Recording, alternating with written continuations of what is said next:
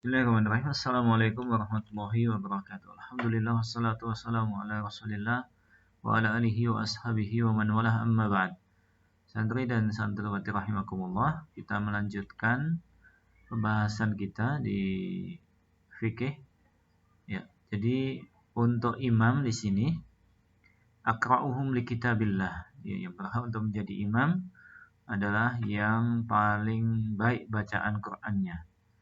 Kalau dia sama dari sisi bacaan, maka yang paling mengetahui sunnah. Kalau dari sisi sunnah sama, maka yang paling dahulu hijrah. Ini kalau di zaman Nabi SAW. Ya. Kalau dari sisi hijrah itu sama waktunya, ya maka yang paling dulu masuk Islam. Kalau sama dari sisi masuk Islamnya, maka yang paling tua. Baik. Nah.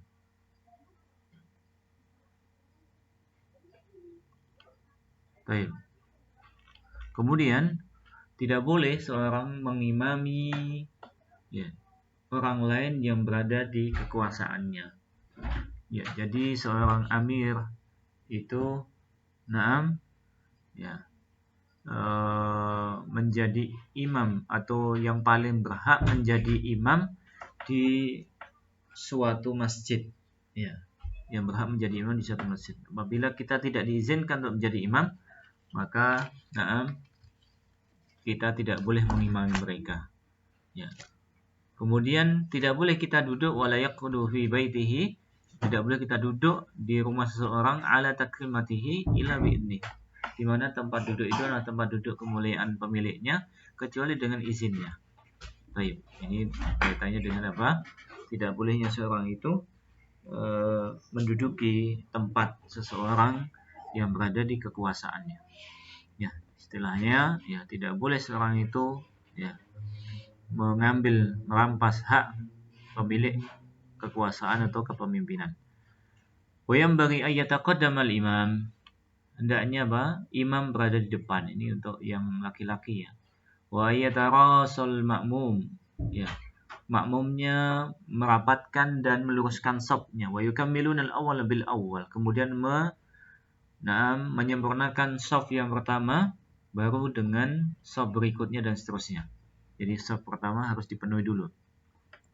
Wa man shalla fardhan raka'atan khalfa as-saffi li ghairi udhrin 'ada salatahu. Barang siapa salat sendirian satu rakaat di belakang saf tanpa ada udzur, maka dia harus mengulangi salatnya. Ini salatnya tidak sah kalau salat sendirian di belakang saf padahal di depannya masih ada celah ataupun tempat untuk salat. Ya. Nah. Wa qala Ibnu Abbas radhiyallahu ta'ala anhuma shallaitu ma'an Nabi sallallahu alaihi wasallam dhata lailatin fa qumtu an yasarihi fa akhadha bi ra'si min wara'i fa ja'alani an yaminihi muttafaqun alaihi. Aku salat bersama Nabi sallallahu alaihi wasallam pada satu malam, maka aku berdiri di sebelah kiri beliau. Maka beliau memegang kepalaku dari belakang dan menarikku berada di sebelah kanan beliau. Jadi beliau ditarik ke sebelah kanan. Jadi di sini adalah bentuk barisan shaf ketika makmumnya satu orang, yaitu di sebelah kanan imam. Ya, sejajar dengan imam, tidak mundur sedikit ataupun maju sedikit. Adapun kalau makmumnya itu perempuan semua dan imamnya adalah juga perempuan, maka imamnya berada di tengah shaf sejajar dengan para jamaah perempuan tersebut. Baik. Kemudian di sini disebutkan waqala sallallahu alaihi wasallam idza sami'tumul iqamah famshu ila sholati wa alaikumus sakinatu wal biqar wa la tusri'u wa ma adraktum fasallu wa ma fatakum fa atimmu. Muttafaqun alaih.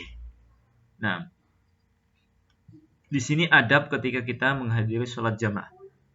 Apabila kalian mendengar iqamah telah dikumandangkan, maka hendaknya kalian jalan menuju sholat, menuju masjid, dan kalian harus tenang dari sisi hati dan badan kalian, tidak lari, tidak tergesa-gesa, sikapnya juga tidak ya, dalam keadaan tergesa-gesa. Janganlah kalian cepat-cepat, ini jangan kalian lari.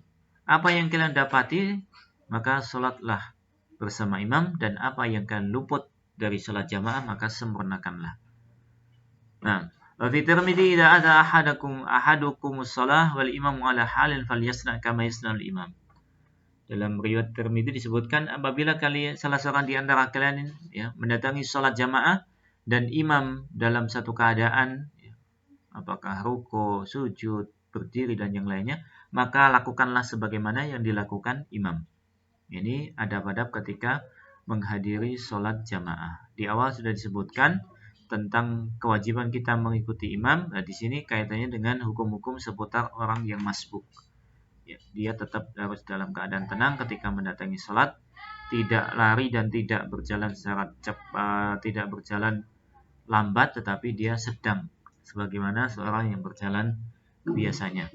Ya, di sini bukan berarti dia boleh memperlambat-lambat dirinya untuk menuju masjid, tetapi hendaknya dia memperhatikan bagaimana keadaan yang bisa menjadikan dirinya tenang ketika hendak melaksanakan sholat jamaah.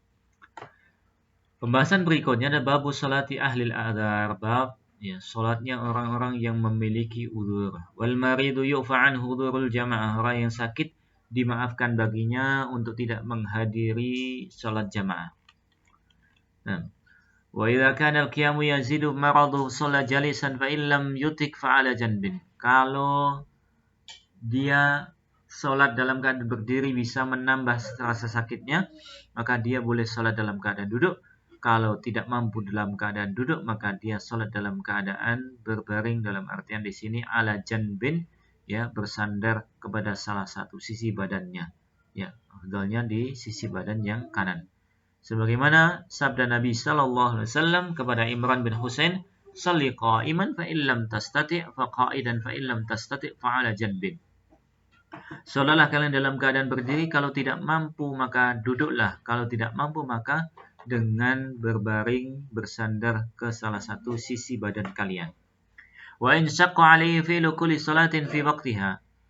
Apabila seorang itu berat untuk melaksanakan setiap salat di waktunya, falahu maka dia dibolehkan al-jam'u baina dhuhri wal asri, menjama' antara zuhur dan asar, wa bainal isya'aini fi waqti ihdahuma ya. Dan menjama' antara dua isya, maksudnya salat maghrib dan isya, pada salah satu dari waktu kedua sholat tersebut. Ya, boleh jamak takdim atau jamak takhir. Jamak takdim sholat duhur dan asar dikerjakan di waktu duhur. Jamak takhir sholat duhur dan asar dikerjakan di waktu asar. Ya. Ini kalau memberatkan untuknya, baik karena safar atau karena sakit yang mana dia kemungkinan tidak bisa melakukan sholat pada waktunya. Misalnya seorang yang operasinya jam berapa? Misalnya jam 2. Operasinya jam 2, nanti siuman mungkin jam 5 atau jam 6. Maka dia boleh menjamak sholat duhur dan asar, dikerjakan di waktu duhur. Dan selainnya dari bentuk-bentuk yang seorang itu memiliki masyaqqah padanya. Taib, sampai di sini pembahasan kita di pelajaran fikih untuk pertemuan ini. Subhanakallahumma bihamdika asyhadu an la ilaha illa anta astaghfiruka wa atubu ilaik. Wassalamualaikum warahmatullahi wabarakatuh.